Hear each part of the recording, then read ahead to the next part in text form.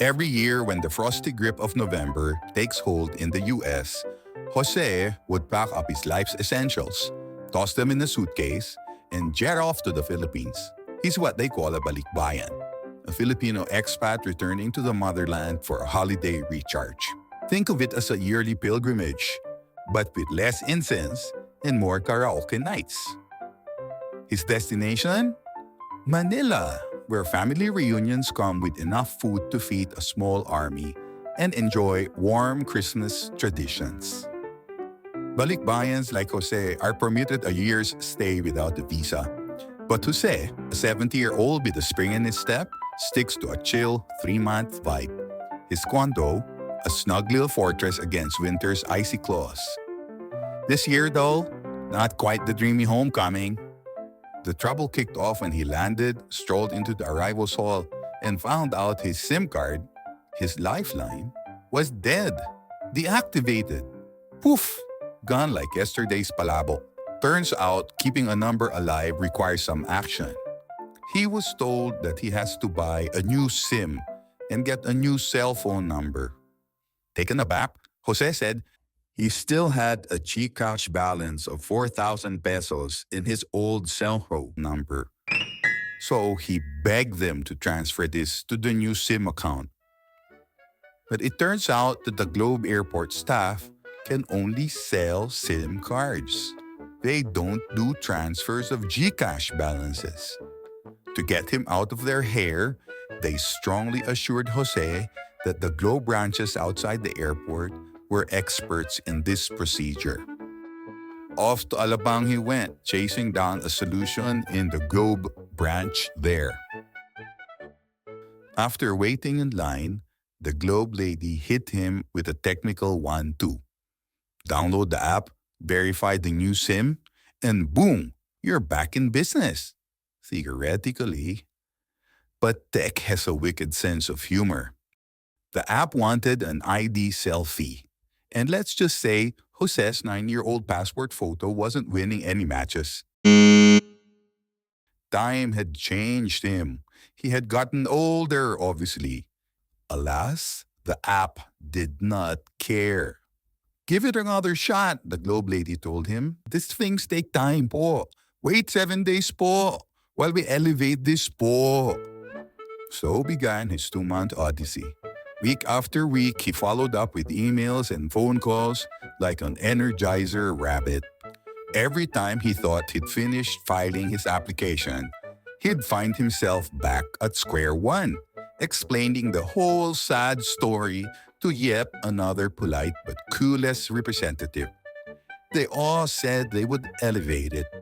Yes po, okay po. Is there anything else you want po? Forwarded it naman na po sa aming department na nag-aas po sa inyo. And magbabasa po nila ito, they will reach you out din po within 24 hours. May provided naman na po ko sa inyong new ticket po and already mixed na po ito or merged na po ito sa existing ticket po na pinrovide. He hoped they had a history and record of all the calls made, but it seems each agent was clueless to what transpired in the previous calls. One would think that with all the automation, they would have a record. Or I guess they have to pretend it was the first time they've heard of the case. Finally, one of them thought he had an answer to the delay of the processing. Oh, sir, you need an alien certificate of registration or ACR. She sounded smug and said it in a voice that said, "Naisahan na kita, di ba?" Which means, let's see what you have to say to that, dear customer. Jose scratched his head and gave a quick retort. I'm a balikbayan, born and bred in Bacolod. I don't need an ACR to stay here for 3 months. Well, that stumped the rep for a while, and once again resorted to the standard reply. Don't worry po, we will elevate this po. Just wait another 7 days po. What the hell is happening here? A script that has gone wrong? Back to more email and phone exchanges. With each follow-up, there were new and pointless document demands that felt like they've been made up on the spot. It was a clear tactic. Frustrate you just enough to make you give up and walk away. After some bureaucratic wrangling, a representative promised him resolution. One catch. He'd need to sign a special power of attorney to transfer his cash through someone else. And oh, by the way, GCash wouldn't be liable if the transfer went south. How's that for a safety net? Jose muttering, why make life so complicated? If the old SIM still had some GCash balance, why deactivate the account? That's not just sneaky. It's like pulling off a digital heist with a disappearing act. And now, back to the long wait. Was it all just corporate foot dragging? An elaborate ploy to keep his money in limbo? Or an automated tech system gaslighting and buckling under its own inefficiency?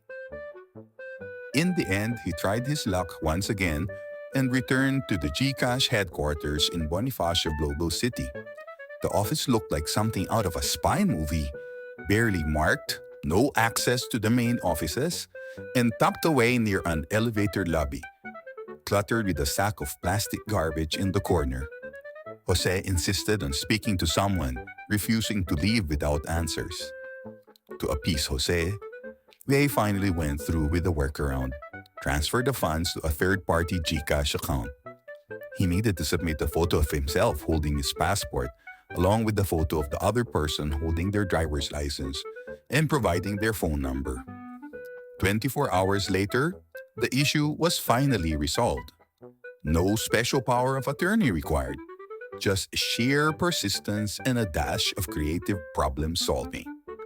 At last, Jose could enjoy the rest of his holiday in peace. But the ordeal left him wondering, why did it have to be this hard?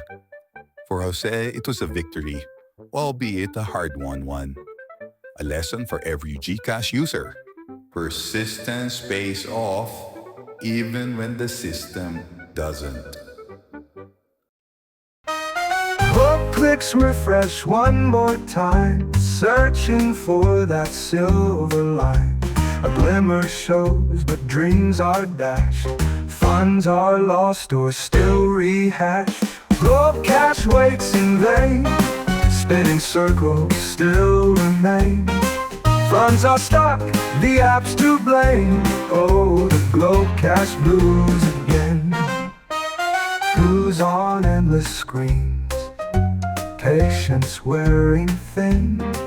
Every click another chance, but where do I begin? Lose again.